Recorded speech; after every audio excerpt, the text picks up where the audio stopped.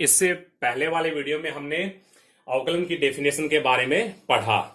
अब अपन अवकलन की जो डेफिनेशन है उसी के ऊपर आधारित जो क्वेश्चन है उन क्वेश्चनों पे काम करते हैं।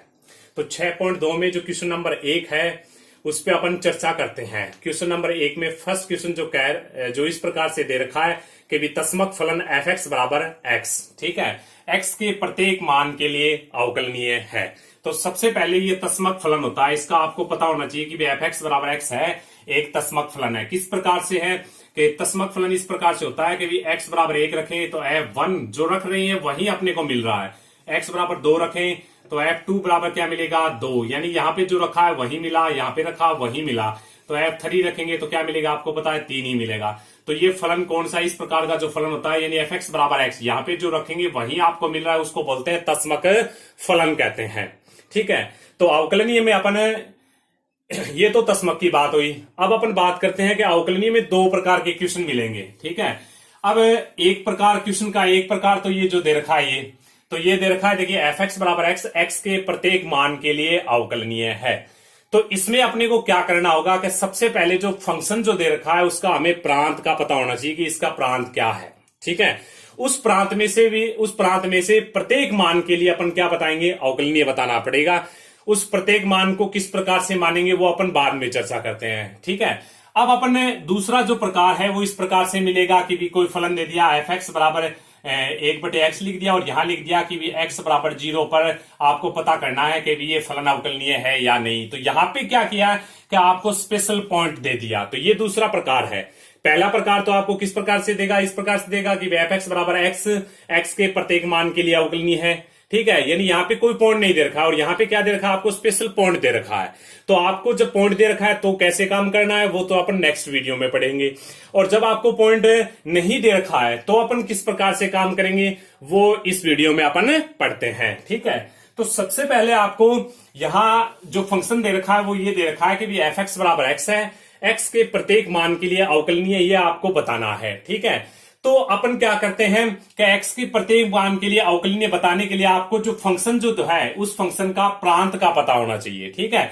अब आपको बताते कि प्रांत क्या होता है, कि जैसे प्रांत एफ एक्स बराबर अपना दे रखा है, फलन दे रखा है एफ एक्स बराबर एक्स का जो प्रांत है वो क्या होता है, आर होता है, ठीक है। आर का मतलब होता है वास्तविक संख्या, और वास्तविक संख्या इसका क्या होती है, प्रांत होती है, ठीक है। ये आपको पता होना चाहिए, आपको ये याद होना चाहिए। हालांकि नॉर्मली केस में मैं आपको बता दूं कि प्रांत होता क्या है।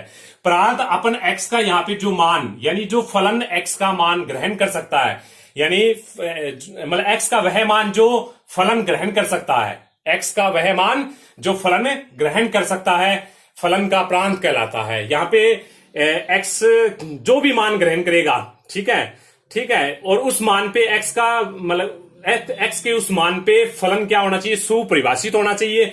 तो x का जो भी मान मतलब फलन है ग्रहण करेगा वो उसका क्या कहलाएगा, प्रांत कहलाएगा। यानी कहने का मतलब है यहाँ पे अपन कुछ भी रख सकते हैं, x का मान कुछ भी रखें, हमेशा क्या मिलेगी आपको, एक निश्चित संख्या मिलेगी या एक परिमित संख्या मिलेगी। जैसे यानी अपन x बराबर √2 रखे तो यहां मिलेगा f √2 बराबर क्या मिलेगा, √2 ही मिलेगा, ठीक है। तो √2 मिलेगा। तो यहाँ पे अपना आपको मतलब कहने का मतलब यहाँ कुछ भी रखो आप वही संख्या मिल जाएगी। 1 रखेंगे 1 मिलेगा, 1/2 रखे तो 1/2 मिलेगा, 3/2 रखे तो 3/2 मिलेगा। तो ये सारी संख्याएं कौन सी संख्याएं हो रही है, ये सारी संख्याएं रियल संख्याएं हो रही है, ठीक है। अब कहने का मतलब ये है कि अभी जैसे कोई फलन इस प्रकार से दे दे कि एफ एक्स बराबर मैंने लिख दिया 1/x लिखा, तो देखिए अब अपन बात करें तो इसका प्रांत आर तो होता ही है, ठीक है। तो कोई भी फलन हो उसका प्रांत हमेशा आर ही होता है, ठीक है। लेकिन क्या है कि अब आर में से कुछ संख्या ऐसी भी हो सकती है जिसपे ये फलन क्या न हो, सुपरिभाषित न हो। जैसे अपन बात करें कि एफ एक्स बराबर 1/x, ये जो फंक्शन दे रखा है इसका प्रांत नॉर्मली केस में आपको सबसे पहले दिमाग में ये आना चाहिए कि इसका प्रांत कौन होता है, आर होता है, ठीक है। अब अपन बात करें कि आर में ऐसी कौन सी संख्या है जिसपे ये फलन परिभाषित नहीं है। अब अपन देखिए, अपन एक बात देखें कि मैंने आपको बता दिया जब अंश बटे हर में हो तो नीचे वाला कभी भी शून्य नहीं होना चाहिए। ये मैंने बहुत बार आपको बताया है, इससे पहले भी मैंने कई बार उसको काम में लिया है। तो आपको इस बात का पता होना चाहिए कि अगर अंश बटे हर के रूप में अगर कोई फलन दे रखा है तो उसका हर कभी भी शून्य नहीं होना चाहिए। और इसका हर किस पे शून्य हो रहा है, x बराबर 0 पे इसका मान, इसका जो हर है वो क्या होता है, शून्य होता है। जैसे अपन x बराबर 0 रखे तो देखिए f0 का मान बनता है 1/0, यानी ये बन गया इन्फिनाइट, यानी ये बात आ गई अपरिभाषित आ गई। तो इसका मतलब क्या है ये प्रांत का पॉइंट नहीं हो सकता, ये जो पॉइंट है इस पॉइंट पे फलन क्या है, सुपरिभाषित नहीं है, अतः ये पॉइंट इसका प्रांत नहीं होता है। ठीक है, आपको क्या करना है, आपको तो इसका याद रखिए वितस्मक फलन का जो प्रांत है वो आर ही होता है, आपने याद कर लिया। लेकिन अपन यहां पे अगर देखें तो यहां पे इसका जो प्रांत है वो आर में से एक संख्या कम करनी है, कौन सी कम करनी है, जीरो। क्यों कम करनी है कि जीरो के ऊपर ये फलन क्या नहीं है, परिभाषित नहीं है। अतः एफ एक्स बराबर 1/x का जो प्रांत है वो आर माइनस क्या होता है, जीरो होता है। ठीक है, तो तस्मक फलन का जो प्रांत है वो क्या होता है, अपना आर होता है। अब अपन को क्या करना है कि ये बात लेके चलनी है कि विमाना एक्स बराबर हमने ले लिया सी ले लिया, और सी किससे संबंध रखता है, आर। ठीक है, सी संबंध रखता है आर। आर कौन है, आपको पता है कि इस फंक्शन का प्रांत है। प्रांत में से अब आपको क्या करना है, एक्स के प्रत्येक मान के लिए अवकलनीय बताना है। तो एक्स के प्रत्येक मान के लिए, तो एक्स का प्रत्येक मान कहां से लिया जाएगा, आपको पता है, इसके प्रांत से लिया जाएगा। इसका प्रांत कौन है, आर है। तो आर में से आपको कोई भी संख्या लेनी है, जैसे मैंने एक ले लिया।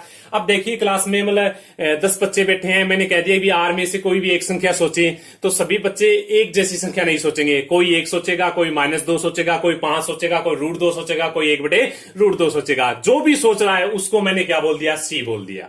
ठीक है, तो प्रांत में से कोई भी पॉइंट ले लिया मैंने, उसको बोल दिया सी।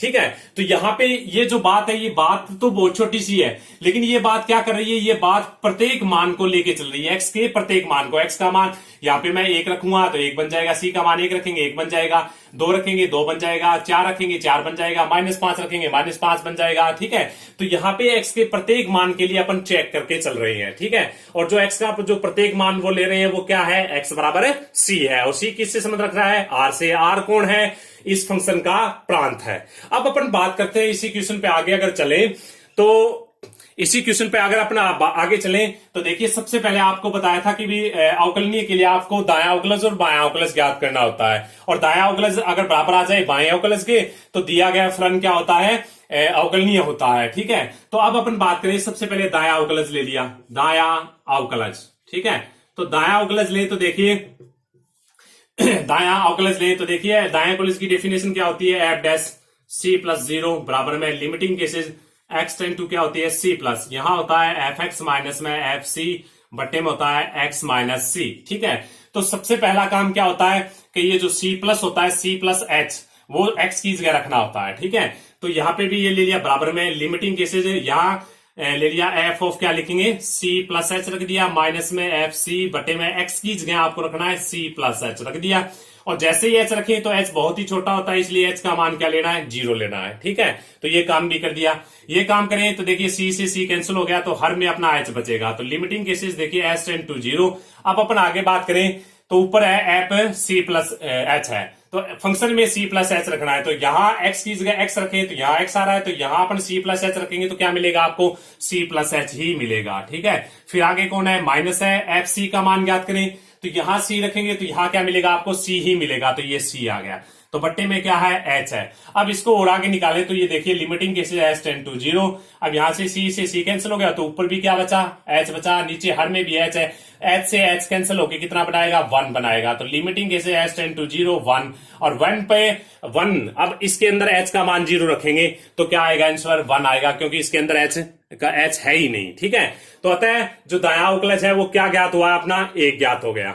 अब अपन बात करें बायां अवकलज की। ठीक है, अब बायां अवकलज ज्ञात करें तो वही बात, सबसे पहले आपको क्या करना है, बायां अवकलज ले लिया, तो सबसे पहला काम आपको क्या करना है, क्या बायां अवकलज के लिए डेफिनेशन लेनी है, तो एफ डैश ले लिया सी माइनस 0, तो बराबर में ले लिया, देखिए लिमिटिंग केसेज यहां पे ले लिया हमने क्या, x tend to c minus, और अब अपन ले एफ एक्स माइनस में एफ सी बट्टे में ले लिया कितना, एक्स माइनस सी। तो सबसे पहला काम आपको क्या होता है, सी माइनस एच एक्स की जगह रखना होता है। ठीक है, तो यहां लिखेंगे f of c minus h minus में एफ सी, और बट्टे में क्या हुआ, c minus h minus c. ठीक है, अब अपने जैसे ही एच का मान रखेंगे तो लिमिटिंग कैसे एच टेंड टू कितना आएगा, अपना 0 आएगा, तो ये हमने एच टेंड टू 0 रख दिया।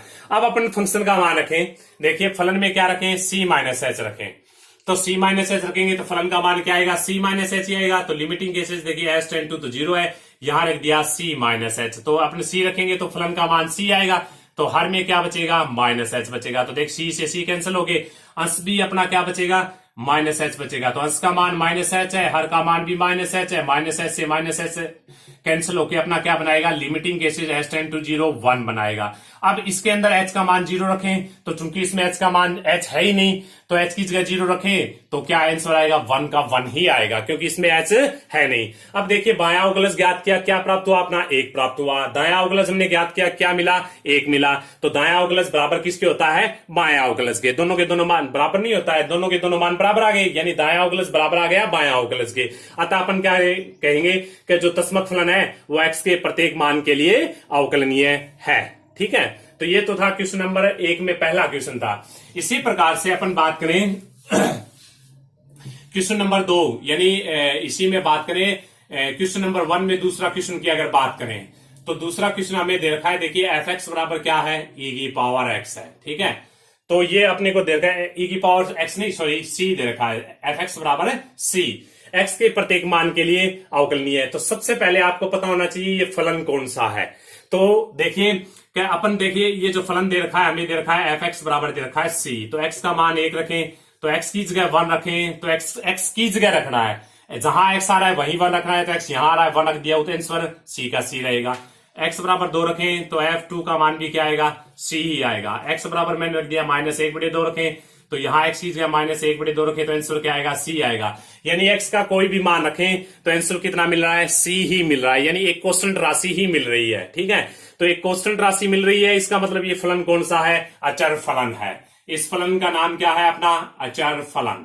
ठीक है, सबसे पहले आपको बता दिया कि ये अचर फलन है। अब x के प्रत्येक मान के लिए अवकलनीय है। अगर आपको नहीं पता है तो सबसे पहले इस बात का पता होना चाहिए कि भी इसका प्रांत कौन होगा। अपना आइडिया लगा सकते हैं कि भी कोई भी मान रखें, हमेशा आंसर क्या आ रहा है, सी आ रहा है। तो सबसे बड़ी संख्या कौन सी होती है, वास्तविक संख्या होती है, अतः इसका प्रांत है अचर फलन का, वो भी क्या होता है, आर ही होता है। ठीक है, तो इसका प्रांत भी क्या है अपना, आर ही है।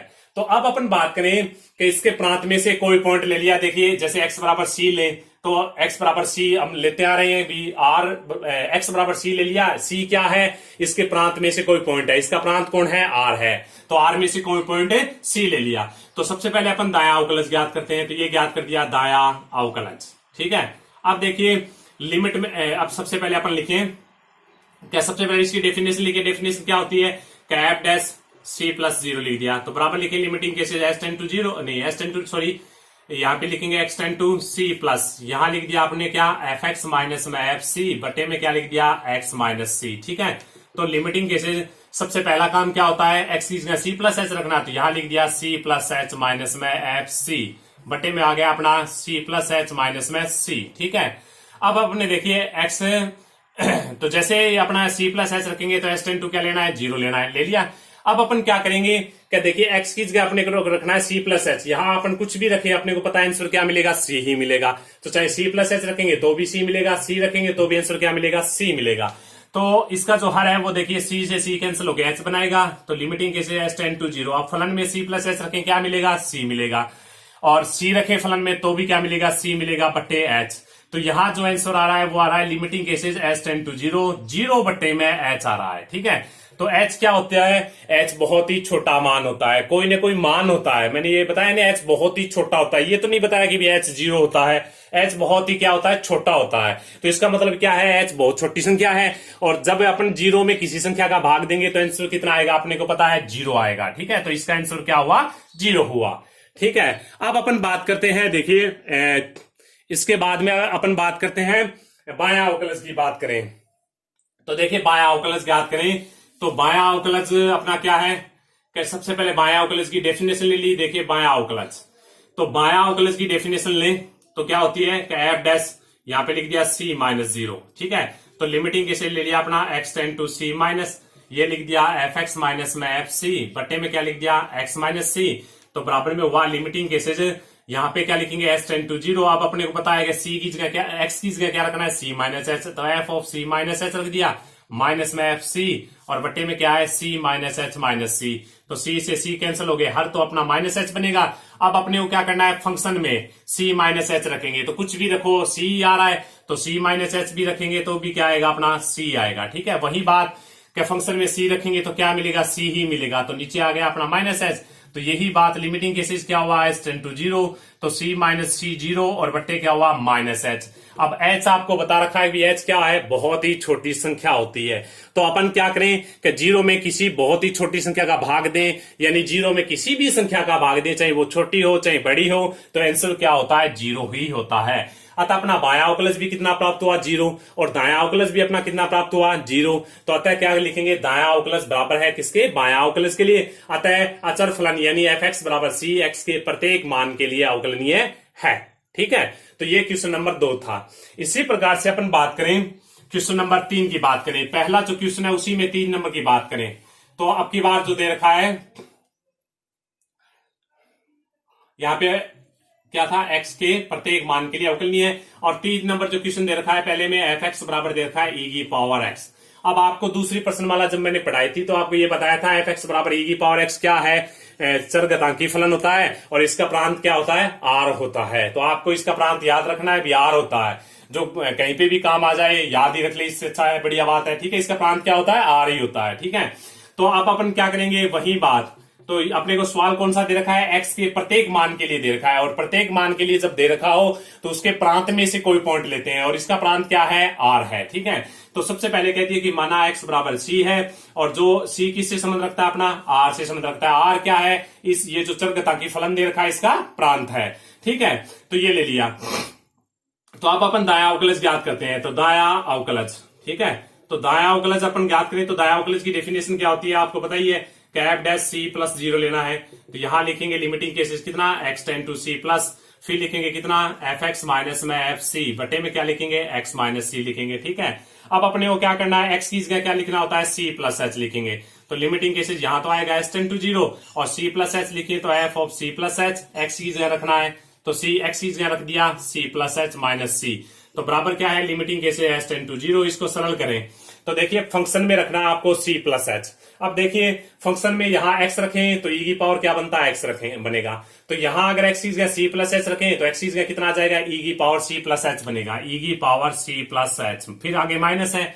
अब फलन fc का मान ज्ञात करें तो देखिए यहां c रखेंगे, x की जगह x रखें तो e की पावर x बन रहा है, तो c रखेंगे तो e की पावर क्या बनेगा, c बनेगा, e की पावर c।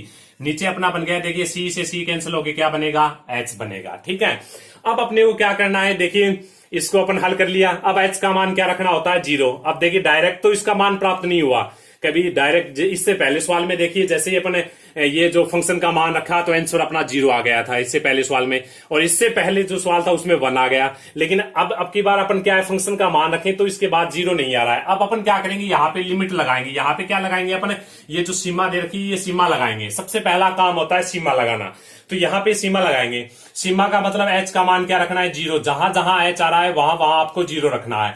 तो जैसे ही 0 रखें तो देखिए ये क्या बनता है, तो e की पावर c बनेगा। अगला वाला माइनस में e की पावर c, नीचे बनेगा 0, तो ये बनता है 0/0। ठीक है, अब मैं आपको बता दूं कि ये जो रूप होते हैं, एक तो 0/0 रूप, या फिर इंफिनिटी/इंफिनिटी रूप, 0 माइनस में इंफिनिटी, इंफिनिटी गुणा में इंफिनिटी, 1 की पावर इंफिनिटी, 0 की पावर 0, इंफिनिटी की पावर इंफिनिटी, यानी इस प्रकार के जो मान होते हैं वो क्या होते हैं, इसको बोलते हैं अनिर्धारित मान होते हैं ये। ठीक है, अनिर्धारित का मतलब होता है जिसका अपन निर्धारण नहीं कर सकते। यानी कहने का मतलब ये है कि 0 में जब अपन 0 का भाग दें तो क्या आंसर लिखेंगे ये नहीं पता, क्योंकि 0 का पढ़ा ही नहीं है आज तक। तो 0 में 0 का भाग दें तो क्या आंसर आएगा अपने को नहीं पता, यहां पे नहीं पता होता है। ठीक है, नॉर्मली केस में अपन 0/0 क्या 0 लिख देते हैं, लेकिन सीमा का जब सवाल हो तो 0/0 क्या होता है, अनिर्धारित रूप होता है।